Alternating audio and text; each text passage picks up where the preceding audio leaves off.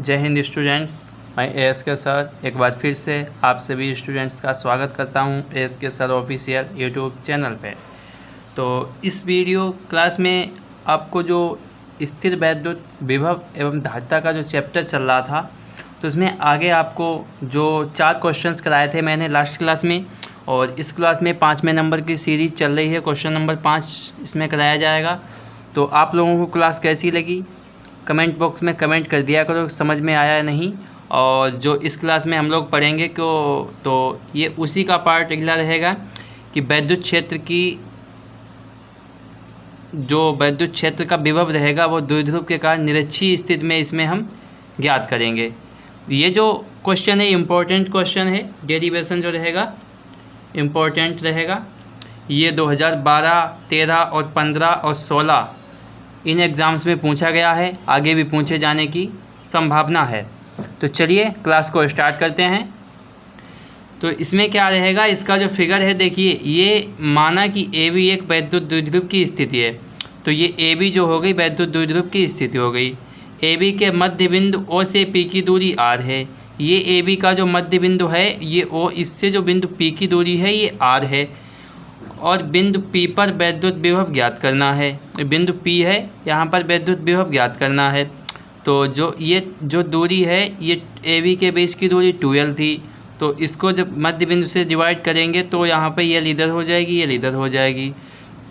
तो अब इसमें आगे बात करते हैं। जो प्लस क्यू आवेश है, प्लस क्यू आवेश के कारण वैद्युत विभव, प्लस क्यू आवेश के कारण बिंदु P पर जो वैद्युत विभव हो जाएगा वो हो जाएगा V1 बराबर 1/4 पाई एप्सिलॉन नॉट के Q/R। चूँकि R दूरी यहाँ पे ये वाली प्लस क्यू आवेश के कारण VP दूरी ली जाएगी, तो ये होगी R² प्लस L² का अंडर रूट। ठीक है, तो इसमें वही रहेंगे under root R² plus L²। ये हो जाएगा समीकरण नंबर 1। अब चलते हैं आगे बात करते हैं माइनस क्यू आवेश के कारण बिंदु P पर वैद्युत विभव। माइनस क्यू आवेश के कारण बिंदु P पर वैद्युत विभव जो होगा उसमें जो दूरी ली जाएगी, उसमें दूरी ली जाएगी ये वाली।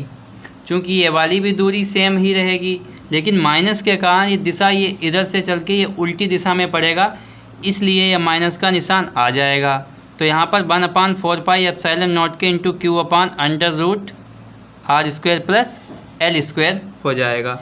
ये जो हो जाएगा V2 हो जाएगा, ये समीकरण नंबर 2 हो जाएगा। अब बिंदु P पर जो है परिणामी विभव, बिंदु P पर जो परिणामी विभव होगा वो होगा V बराबर V1 प्लस V2। ये हो गया।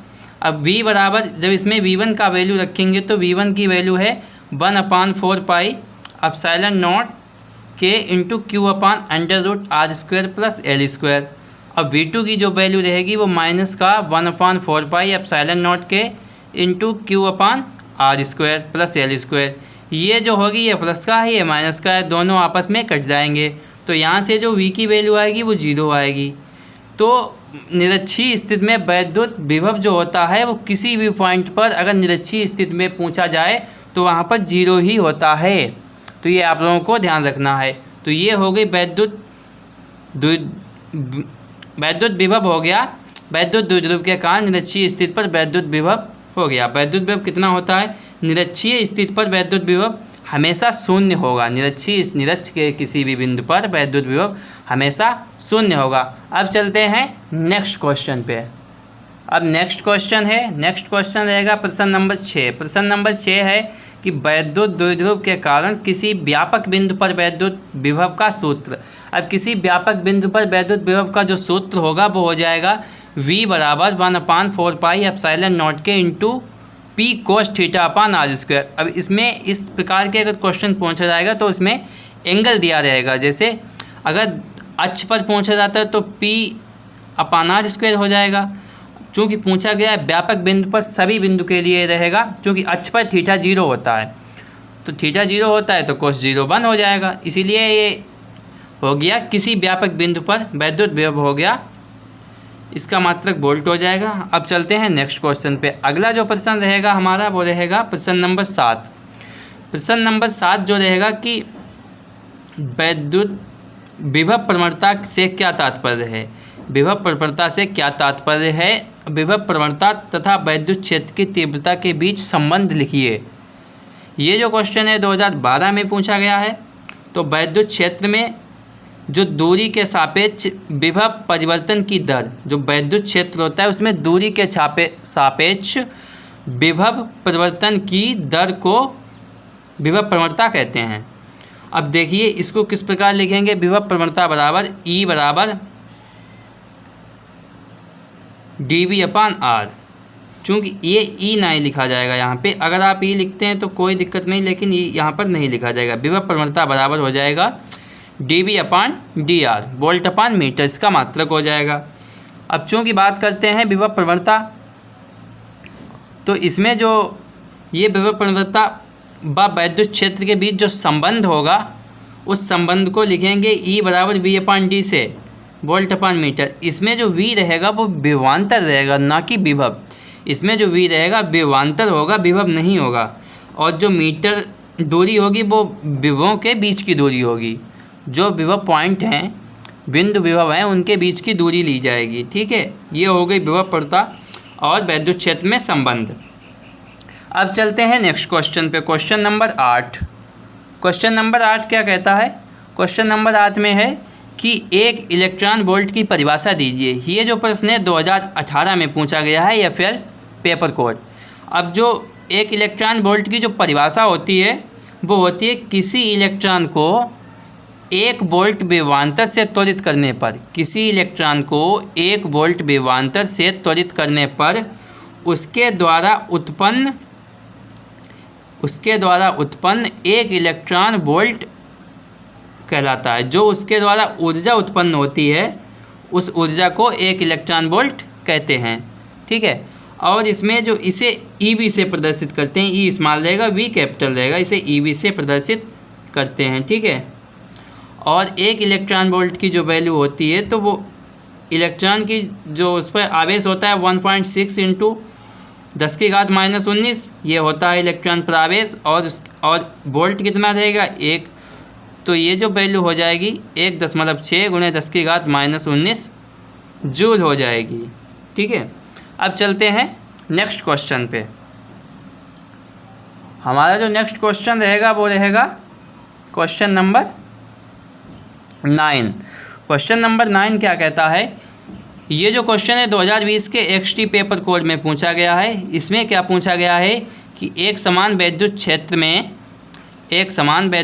में वैद्युत द्विध्रुव को घुमाने में किया गया कार्य का सूत्र, जो किया गया कार्य है उसका सूत्र लिखिए और सभी स्थितियां भी बताइए। ये लघुत्तरी प्रश्न में पूछा गया था। तो इसमें मैंने इस बिंदु को शॉर्ट किया है। अगर आपको पूछा जाए तो आप लोग डिटेल में लिखिएगा। ये परीक्षा के इम्पोर्टेंस से सीरीज़ चल रही है। अब इसमें अगर मैं पूरा चैप्टर कराने लगूँगा तो इसमें बहुत टाइम लगता है। ठीक है, तो इसमें जो इसका जो सूत्र आता है वो होता है W बराबर PE cos θ1 माइनस cos θ2। ये होता है इसका व्यापक सूत्र। अब इसमें क्या करते हैं, वैद्युत द्विध्रुव को थीटा कोण से घुमाने में किया गया कार्य। चूँकि अगर थीटा कोण घुमाएंगे तो इसमें जो चूँकि जब साम्य अवस्था होगी तो उसमें θ1 तो 0 हो जाएगा और θ2 हो जाएगा थीटा कोण। तो θ2 बराबर थीटा, तो बराबर W बराबर PE 1 cos θ हो जाएगा। अब इसमें नंबर 2 जो स्थिति आती है वो तो थीटा बराबर 90 डिग्री। अगर इसको 90 डिग्री घुमा दिया जाए तो हो जाएगा 90 डिग्री, ये PE 1 cos 90 हो जाएगा और cos 90 हो जाएगा तो cos 90 की वैल्यू 0 होती है। तो यहाँ से W बराबर PE हो जाएगा। अब इसमें जो तीसरी पोजीशन बनती है वो बनती है थीटा बराबर 180 डिग्री घुमाने में अगर जो कार्य कितना किया जाएगा, तो 180 डिग्री जब उसको घुमाएंगे तो सीधा इधर से घूम के फिर इधर से हो जाएगा। तो यहाँ पे W बराबर PE 1 cos 180। cos 180 की वैल्यू होती है -1। अब जब ये माइनस है और माइनस का 1 हो जाएगा तो प्लस का 1 हो जाएगा, तो यहाँ पे प्लस का 2 हो जाएगा। तो W बराबर +2PE ये हो गया कार्य। ठीक है, अब ये प्रश्न 2020 में पूछा गया था। अब चलते हैं नेक्स्ट प्रश्न पे। अब बात करते हैं प्रश्न नंबर 10। प्रश्न नंबर 10 में पूछा गया है, ये जो सूत्र इंपॉर्टेंट सूत्र रहेंगे न्यूमेरिकल के हिसाब से, इनको बहुविकल्पी प्रश्न में भी पूछ लिया जाता है। तो दो बिंदु आवेशों के निकाय की स्थितिज ऊर्जा का सूत्र लिखिए। जब दो बिंदु आवेश हैं तो उनके जो निकाय में जो वैद्युत स्थितिज ऊर्जा होगी उसका सूत्र जो होगा W बराबर जो कार्य किया जाएगा वही ऊर्जा में कन्वर्ट होगा 1/4 पाई एप्सिलॉन नॉट के into Q1 Q2 upon R। ये जो हो जाएगा सूत्र हो जाएगा, इसका मात्रक जूल हो जाएगा।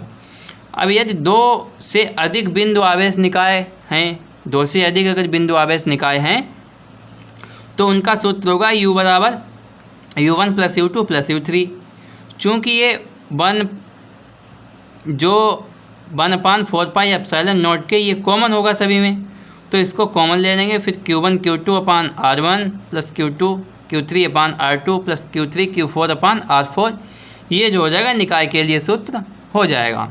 अब बात करते हैं प्रश्न नंबर 11। प्रश्न नंबर 11 में क्या पूछा गया है कि वैद्युत क्षेत्र में वैद्युत द्विध्रुव की स्थितिज ऊर्जा लिखिए। वैद्युत क्षेत्र में वैद्युत द्विध्रुव की स्थितिज ऊर्जा लिखिए। जो वैद्युत क्षेत्र में वैद्युत द्विध्रुव की स्थितिज ऊर्जा होती है वो होती है U बराबर माइनस का PE कोस थीटा। U बराबर माइनस का PE कोस थीटा होती है।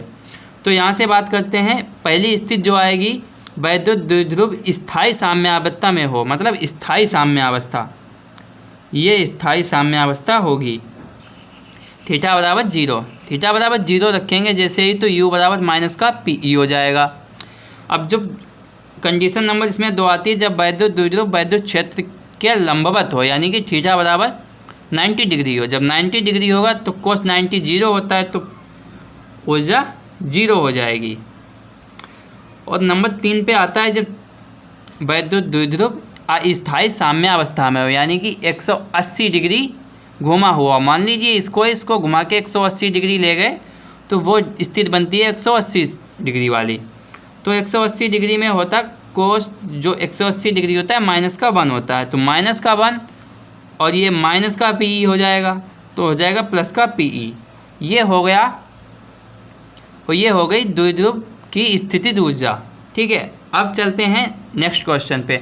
नेक्स्ट क्वेश्चन जो हमारा रहने वाला है क्वेश्चन नंबर 12। क्वेश्चन नंबर 12 में पूछा गया है कि आवेशित गोले के कारण वैद्युत विभव का सूत्र। जो आवेशित गोला है उसके कारण वैद्युत विभव का सूत्र, इसमें 3 स्थितियाँ बनती हैं।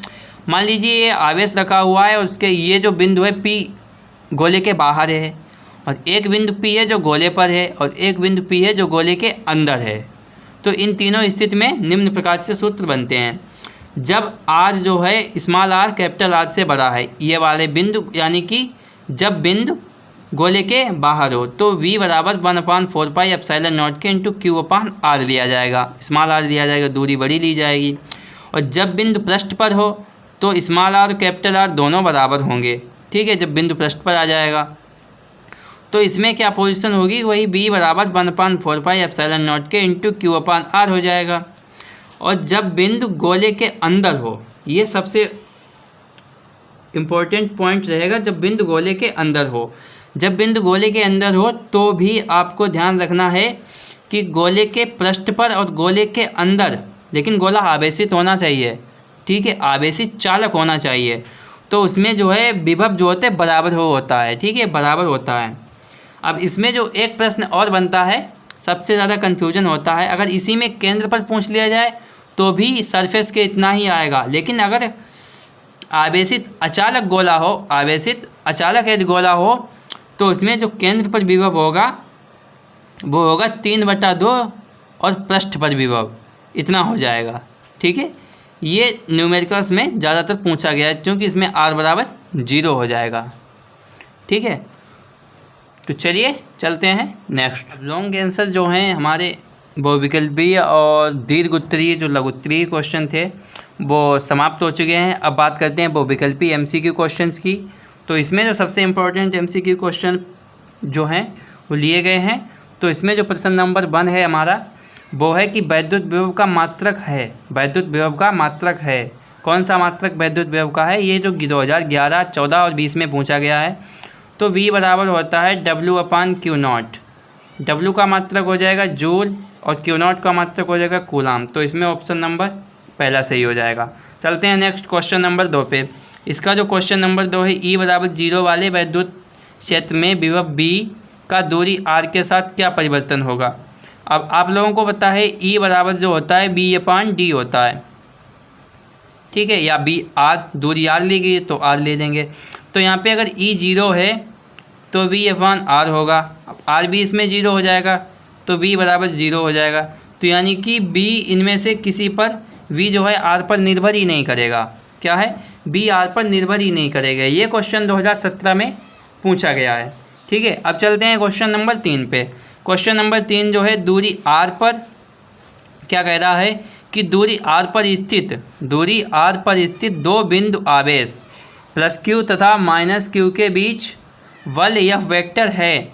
यदि एक आवेश स्थिर हो व दूसरे उसके चारों ओर r त्रिज्या के एक वृत्त में चक्कर लगाएं तो कार्य होगा। तो कार्य कितना होगा। तो तुम्हें बता दें, अगर वृत्तीय पथ पे कोई इलेक्ट्रॉन चक्कर लगा रहा है तो उसका जो उसमें जो किया गया कार्य होता है वो हमेशा शून्य होता है, क्योंकि ये जो दूरी होती है, ये जो इसकी दिशा होती है वहाँ से 90 डिग्री का कोण बनता है। तो वहाँ पर जो कार्य होगा वो 0 होगा, क्योंकि उसमें कोस थीटा लिया जाता है, बल गुणे विस्थापन होता है और इंटू कोस थीटा होता है। तो वहाँ पर जो कोस थीटा कोस 90 होकर 0 हो जाएगा, तो वहाँ पर कार्य जो होगा वो शून्य होगा, ठीक है। अब चलते हैं नेक्स्ट क्वेश्चन पे, प्रश्न नंबर 4। प्रश्न नंबर 4 जो हमारा रहेगा, प्रश्न नंबर 4 क्या कहता है कि 10 सेंटीमीटर त्रिज्या वाले धातु के एक खोखले गोले के पृष्ठ पर 10 सेंटीमीटर त्रिज्या वाले धातु के एक खोखले गोले के पृष्ठ पर विभव 5 वोल्ट है, तो गोले के केंद्र पर विभव होगा। चूँकि धातु का खोखला गोला है और धातु क्या होती है, चालक होती है, तो वहाँ पर अगर जो पृष्ठ पर 5 वोल्ट दिया गया है तो V सरफेस बराबर V इन, यानी कि अंदर, ये बराबर होता है, तो अंदर भी 5 वोल्ट ही होगा, ठीक है। यहाँ पर बहुत लोग 0 लगाते हैं, क्योंकि जो केंद्र पर होती है वैद्युत क्षेत्र की तीव्रता 0 होती है, तो वहाँ पर 0 लगा के आते हैं। ऐसा नहीं करना है। B सरफेस और B अंदर दोनों बराबर होते हैं जब चालक गोला होता है, ठीक है। चलते हैं प्रश्न नंबर 5 पे। प्रश्न नंबर 5 जो है वैद्युत क्षेत्र के विपरीत वैद्युत द्विध्रुव को घुमाने में किया गया कार्य। वैद्युत क्षेत्र है, उसके विपरीत में अगर वैद्युत द्विध्रुव को घुमाएंगे तो उसमें क्या कार्य करना पड़ेगा, क्योंकि वैद्युत जब विपरीत घुमाएंगे तो थीटा बराबर हो जाएगा 180 डिग्री। क्या हो जाएगा, थीटा बराबर हो जाएगा 180 डिग्री वैद्युत द्विध्रुव के विपरीत। और यहाँ पर होता है कार्य जो होता है W बराबर PE 1 माइनस कोस 180 हो जाएगा। चूँकि ये -1 +2, तो यहाँ से W बराबर प्लस का 2PE हो जाएगा, ठीक है। तो यहाँ से ऑप्शन नंबर पहला सही हो जाएगा। अब बात करते हैं क्वेश्चन नंबर 6 एंड लास्ट की, जो विकल्पीय प्रश्न है, लास्ट क्वेश्चन रहेगा। तो यहाँ पे प्रश्न नंबर 6 के 1 इलेक्ट्रॉन वोल्ट का कितना मान होता है, ये जो क्वेश्चन है 2013-18 में पूछा गया है। तो इसमें जो मैंने आपको बताया था, तो 1 इलेक्ट्रॉन वोल्ट का मान होता है 1.6 × 10⁻⁻19 जूल। ये होता है 1 इलेक्ट्रॉन वोल्ट की वैल्यू। तो चलिए क्लास यहीं पर समाप्त करते हैं, मिलते हैं नेक्स्ट क्लास में। अगर आपको क्लास हमारी पसंद आई हो तो आप लोग लाइक एंड शेयर कीजिएगा और चैनल को सब्सक्राइब भी कर लीजिएगा और अपने दोस्तों को भी बताइएगा, ठीक है।